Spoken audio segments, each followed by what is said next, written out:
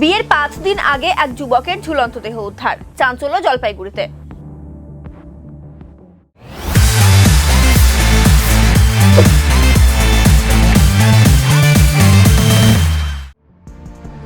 মৃতের নাম বিজয় চৌধুরী, রায়গঞ্জের বাসিন্দা।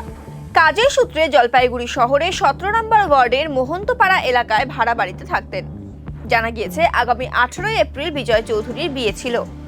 সম্পূর্ণ প্রস্তুতি সম্পন্ন হয়ে গিয়েছে। গতকাল কাজেও গিয়েছিল বিজয়।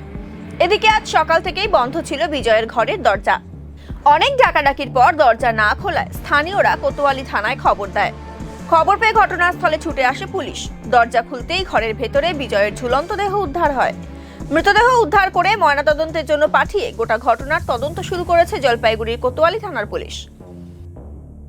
আমাদের অফিসের আমার বস প্লাস আমাদের কলিগ, উনি আজকে তো ওনার বাড়ি যাওয়ার কথা ছিল। এসে দেখি আমরা দরজা বন্ধ অনেকক্ষণ থেকে খোলাতে, তার জন্য তারপরে পুলিশ এসে দেখলো যে সুইসাইড করেছে।